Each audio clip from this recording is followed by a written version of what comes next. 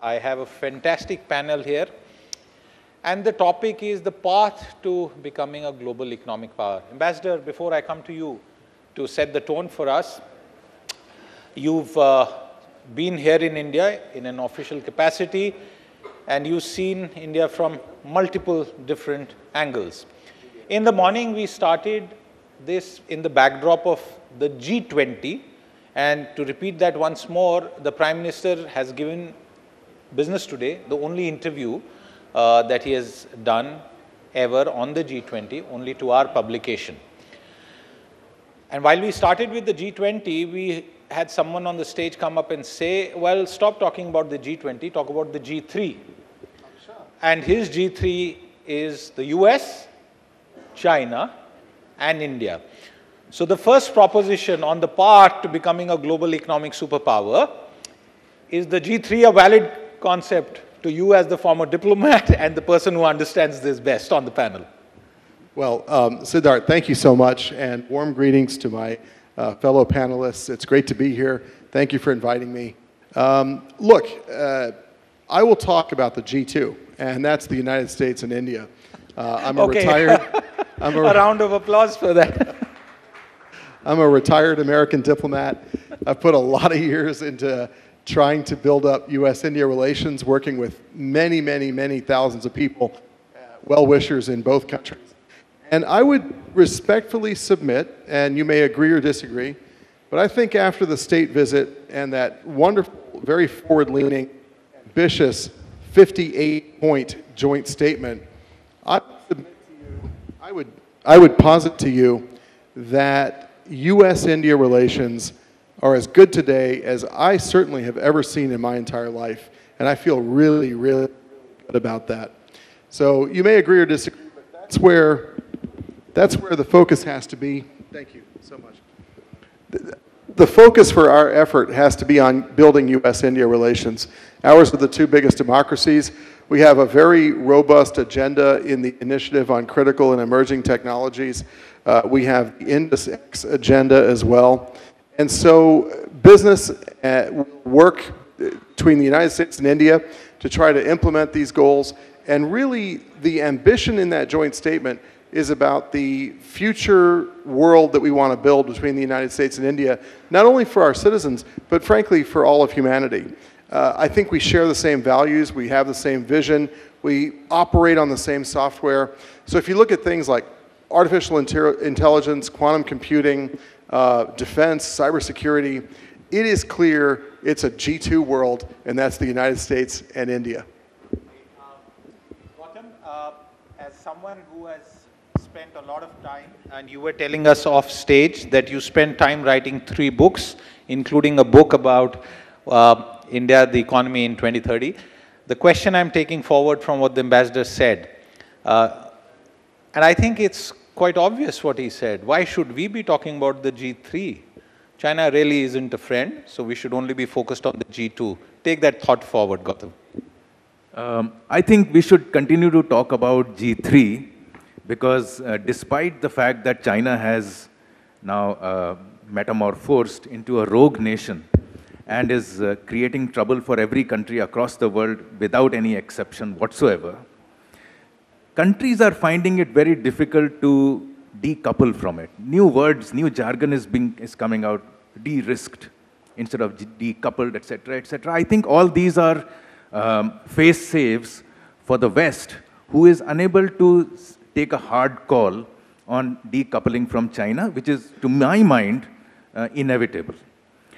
Now, whether we de-risk or decouple, the fact that everybody is now averse to China is a fact, but it is equally a fact that China is here for the long term.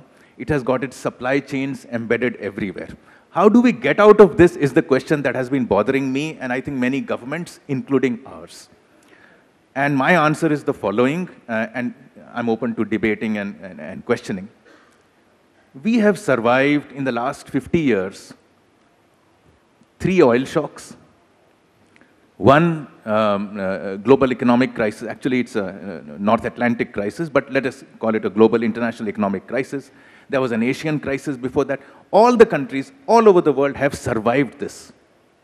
We have lived through these painful times. We have survived the pandemic. And the 2008 meltdown also. Yeah, that's the crisis I was talking about. And we have survived the COVID crisis.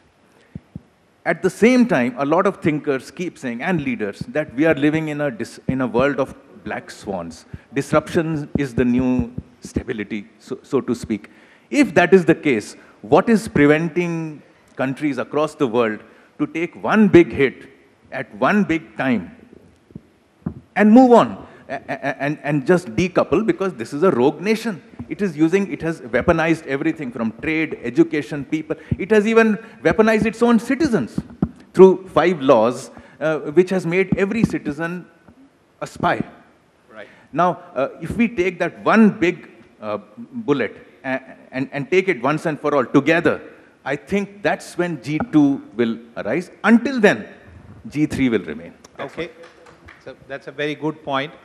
Mr. Gopalan, as an economic policy maker, you spent all your professional life in that. You still work after leaving the government.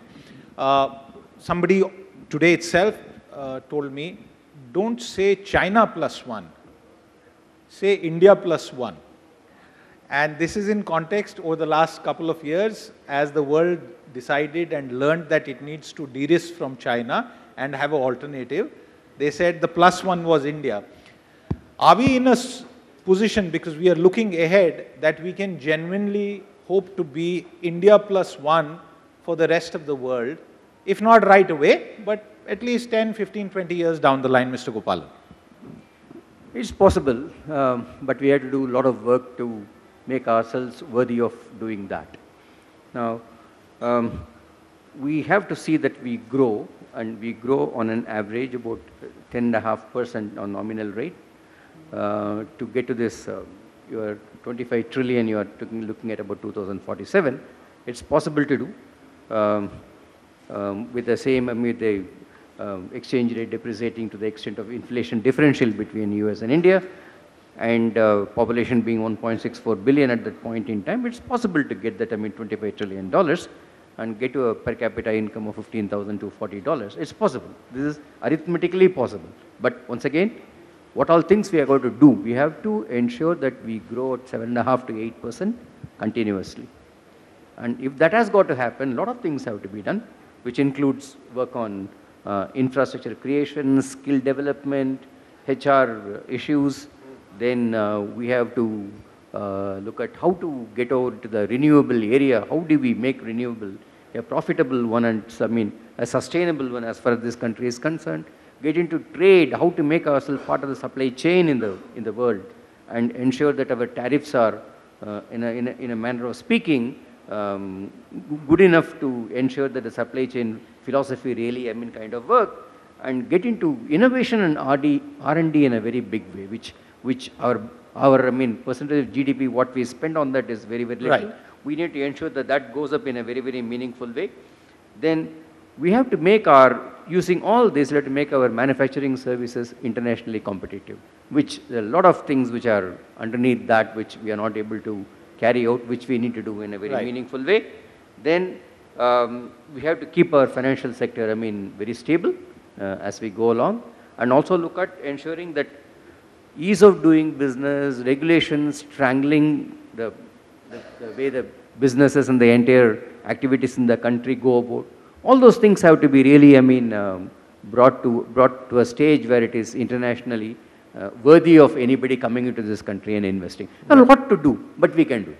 We can do it. Ambassador, the current development that we are seeing across the world, including in India, in trade terms can be explained with the sort of advent of the World Trade Order, a certain set of rules, compliances, and that trade order seems to be unraveling for a variety of reasons. Bilateral pacts, regional trade pacts seem to be back in flavor. And when I started off in the profession, that was the first big thing. In fact, my first beat was WTO. that I covered. Now no one talks about it. In the context of becoming the economic superpower, becoming one of the biggest economies in the world, how should India, Indian policymakers and the general Aam Aadmi look at global trade? Because there are multiple different facets of the impact. What would you tell us? So, Siddharth, this is clearly India's golden moment. And it is India's breakout moment. And the Prime Minister talks about the Amrit Kal, the golden era. And it has come. India has achieved so much in the past few years, and yet there is so much more that is yet to come. And when you think about the many, many different things where India hopes to set very high ambitions for itself, it's going to need global capital and global know-how. So I represent a business association. It is very important to appreciate the psychology of capital, because India is inviting the entire world to come and make in India, invest in India, develop jobs in India, export from India to enhance India's prosperity. That moment, I pray, will last for a long time and will attract a very high degree of high quality investment and will help propel India to the next tiers of GDP from today, 4 trillion to 5 and then 10 and then 20 and even more. So with regard to the psychology of capital, capital wants to be safe.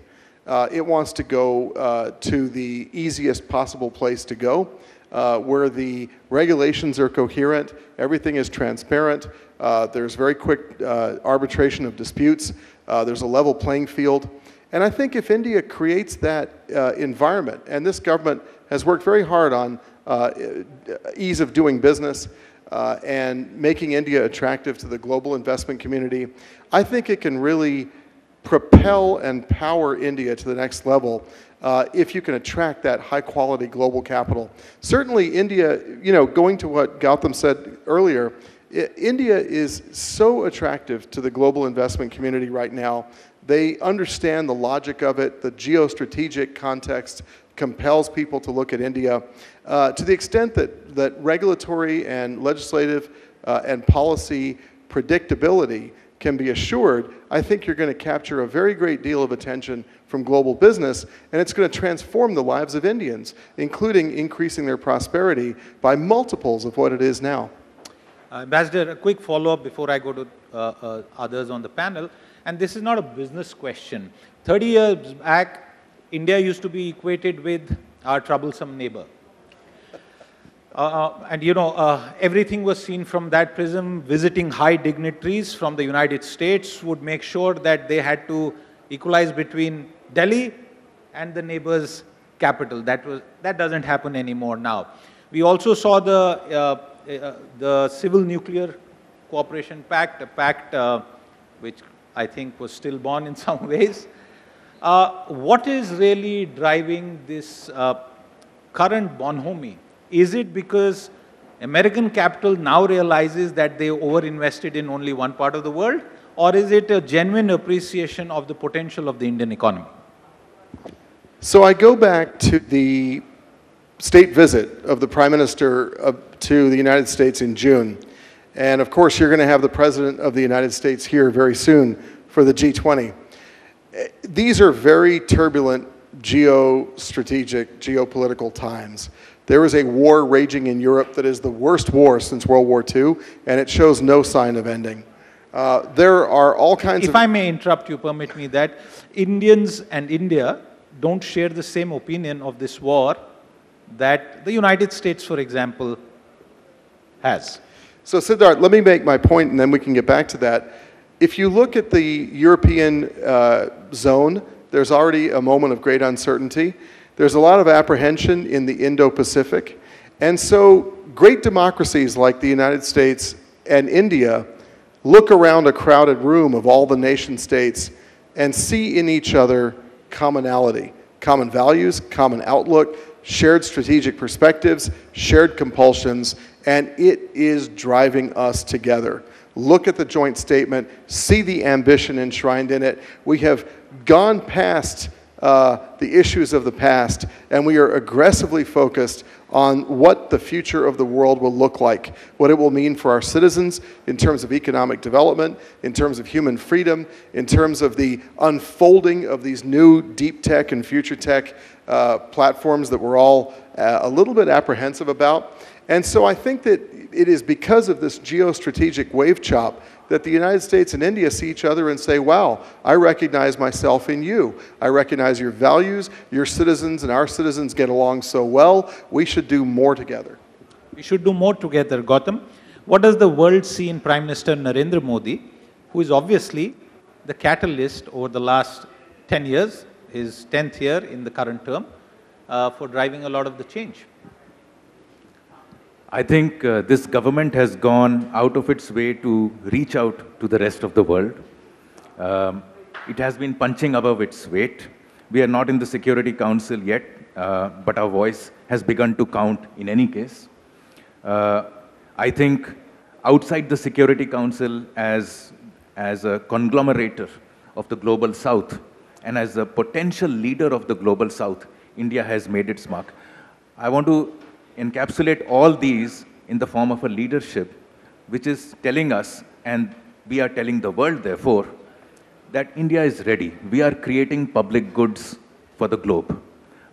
We have exported our vaccines to 101 countries free of cost, while other countries who are apparently technologically more advanced than us, wealthier than us, stronger than us, have been scratching at the people to pay. India has gone and done free diplomacies. This is part of our global public goods. Our payment systems are the world class. We are the best in the world right now, and we are exporting these again as a global public good. The manner in which we use our digital public infrastructure is also being studied, and which will again be an export to producing global public goods. Now, as India produces, offers, and consolidates its stand in producing global public goods, back home, it has to do the reverse. It has to get out of doing business. The Jan Vishwas bill came out 1.5 weeks ago. It has decriminalized 113 compliances, and it is being made a big deal. Actually, it's not. The big deal is that this is a framework for future decriminalization. There are 26,134 compliances that have imprisonment clauses for violations as ridiculous as not reconstituting a canteen committee every 2 years, despite the contractor giving you good service, or not painting the inner walls of toilet through lime washing the inner walls of toilet. All these have to go. My opinion and little bit of access tells me these are on their way out. So as India becomes a stronger nation, the two things that I see happening are the government getting out of the way of investors, of entrepreneurs, of wealth creators, job creators at home, and producing public goods for the world.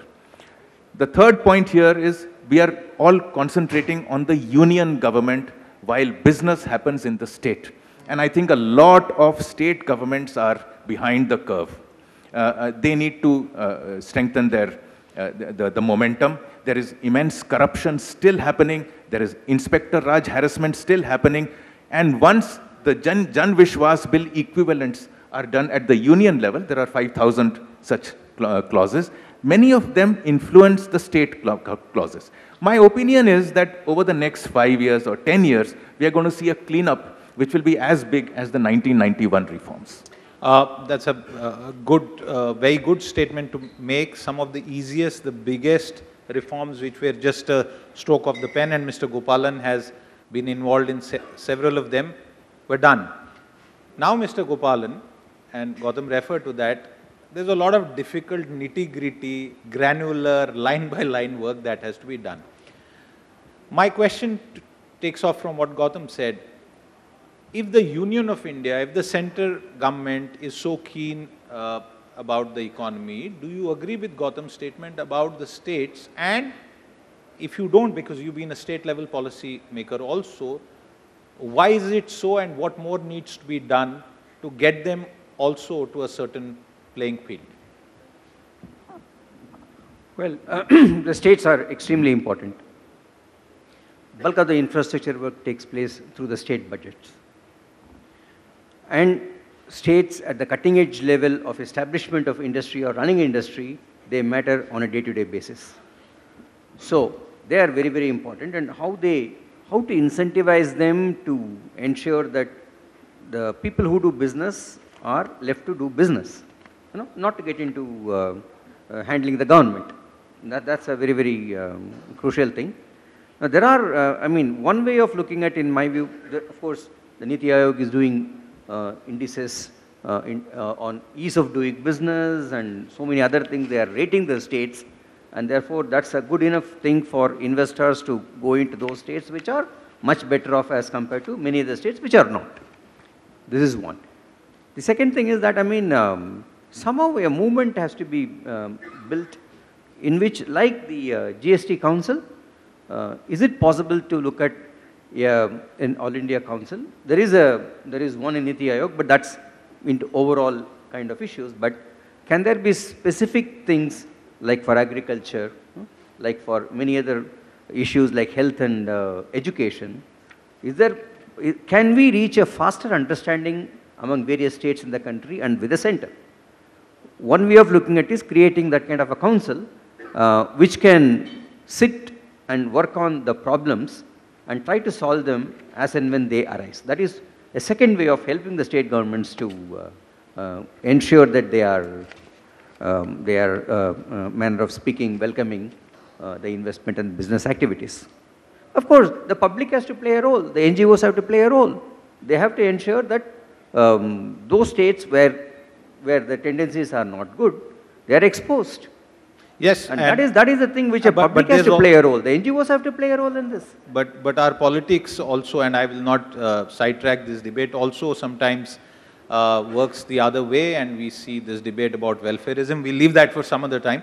Ambassador, I'm going to quote a couple of lines from the Prime Minister's interview. And this is for you to explain to the average person in the audience and our viewers what this really means. The Prime Minister says, and I quote, "It is in this spirit that I have taken the initiative to make the African Union a permanent member of G20 during our presidency. I am confident we will receive support to realize the same. This will make the G20 more representative and give greater voice to the global South." He also says, "A big threat to the world order emerges when countries feel that their views, concerns and issues are not taken in consideration in decision making."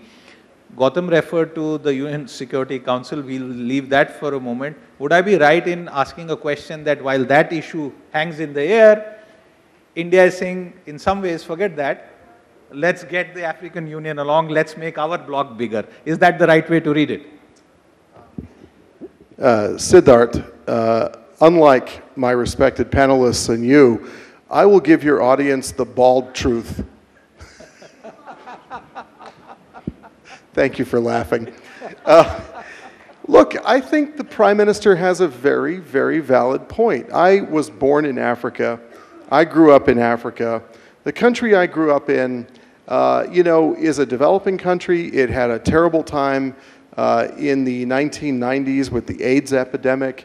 It is now getting back on its feet. And it finds itself buffeted by the geostrategic currents that we talked about earlier. And I think countries like that really look for Indian leadership in world affairs. And they really want to see India bring positive visions for the future of humanity to their people and to their citizens. In a lot of Africa and in a lot of other countries, there's a view that Indian investment is positive. It brings and injects know-how into the country. It helps upskill people who work in Indian enterprises and Indian projects. And so it actually makes a lot of sense to bring Africa to the table at things like the G20, because there's so much that can be learned and there's so much benefit that can flow from that. And I say that as someone who spent my early years in Africa. So let us see how that unfolds. but I think the world is crying out for positive leadership. And certainly we in America recognize all of the great achievements of India. Look at Chandrayaan-3. That was an extremely difficult thing to do, putting it on the south pole of the moon, and yet India pulled it off. And India is doing so many other things, public goods for its citizens, as Gautam talked about, that are not only just good for Indians, but good for the entire world. So a lot of positive feeling in America, but also in places where I've lived in earlier parts of my life. Thank you for that bald truth, and I absolutely didn't know that you have a background in Africa. that part from an 11-page interview that I quoted, and it's available in the magazine, folks, I had absolutely no clue. Gautam, we've spoken sort of about the more positive aspects. I have two questions to ask, for which I'll come to you. In all of this, a 25-year horizon, one of the most pressing mass issues that the Indian economy faces currently is high inflation. And along with that is high unemployment. Now you can debate the relative terms, but the India Today Mood of the Nation survey, the most recent one, also highlights that these two are very key and critical issues.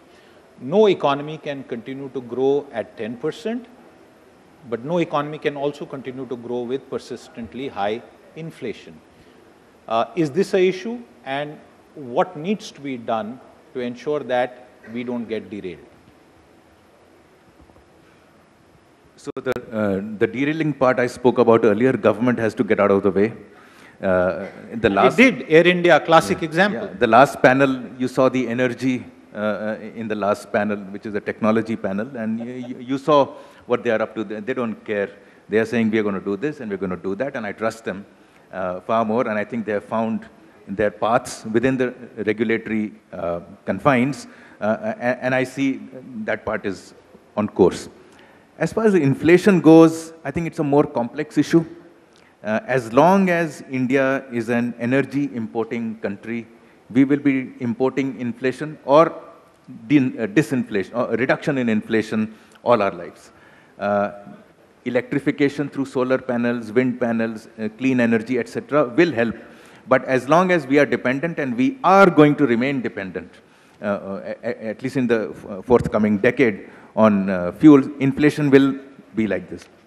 Now, if that part is taken care of, the supply side of inflation, which Nirmala Sitharamanji talked about, needs to be given a fillip. Why is that not happening is the question. Why isn't more investment coming? And I think if we focus on the supply side, a lot of other inflations will go away. What matters to the person on the road is food inflation, fuel inflation, travel, these are the things. If it is manufacturing inflation or mobile phone inflation, it doesn't hurt very much. Food is taken care of. Energy will never be taken care of because we are importing 80%. Now, that leaves us with where is the room for maneuver? And I think technology, this work from home, today India has the lowest data rates among the entire world. In fact, I think a lot of what we are doing, what India is doing, we keep saying the government should do this, the government should not do this, the government did that bad and this did slightly. Actually, India is moving already on the strength of the private sector, on the strength of the private citizens. Had we not have these cheap data sets, had Geo not come at that right time, we wouldn't be, just imagine those 2 years, how we would have gone forth. That data is nothing to do with the government, it's just a policy of a private sector company, which found an opportunity to give data and expand and create valuation. It was a win-win for all. I believe there will be several more such enterprises, some of whom we saw in the earlier panel. The digitalization, that's another cost reducer. I think therefore, with the velocity of money also increasing in the system, I think we are going to balance high inflation with the greater production. That production may be manufacturing as the government seems to want, and that's where the jobs are. But the production could also be through services. And I think if services today are 60%, even if we increase our services economy, I think even there we are going to see a lot more inflation toning down and wealth creating opportunities.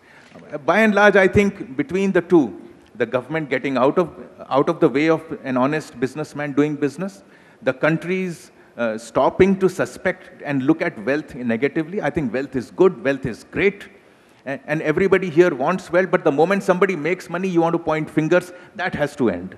That suit boot ki sarkar, such an idiotic phrase. I think everybody should be wearing a suit boot. Not just the people, not just the sarkar. Absolutely. I think these are the psychological parts. I see no problem in inflation management. Okay. Between the RBI and supply side changes, inflation will remain. By the way, it is mandated by law. You have to be between 4 and 6 %. So you have to keep that inflation. I don't see inflation as a big problem. I see the system getting in the way, the bureaucracy, the inspectors getting in the way of the energies of our young nation. We are, by the way, we have one of the lowest dependency ratios. We are 47 and falling. Absolutely. We need to harness this opportunity. Absolutely. Mr. Gopalan, we've come to the end of the session, but before I go, the last few years have been a deep structural transformation of the Indian economy. It's a K-shaped recovery by a wide consensus. Is it going to continue to remain a K-shaped economy, or will we see a change in that in the near future? Quick answer, sir. Depends on what Sir, your mic, please. Depends on what policy measures we take to overcome that. Once again, the last quartile, the lower quartile, the kind of consumption which they are doing is not being catered to by the country as of now. They don't have the income. They lost heavily, but we need to see how they are able to get into the consumption bracket as we go along. Some amount of capital transfer to them is one area. Then possibly when the economy grows, obviously they will be benefited in a huge way. But unless that an organized sector in the country is able to come back on its rails, when policies are put in place to ensure that happens, it is possible to get a growth which will not only have a sustainable growth, it also reduce inequality in the country. Absolutely. Like any other path, anywhere in the world, including India, no path is completely smooth. There are troubles, there are thorns, there are unexpected turns. And for India and its economy to grow to becoming the G2, and I promise, Ambassador, I'll try and make sure that I always say the G2, not even the G3 now from here on. It's going to be a time of absolute opportunities and many challenges. The panel here has tried to decipher them for us, and I thank all of you for the effort, and you in the audience. With that, it's a wrap on this session. Thank you very much.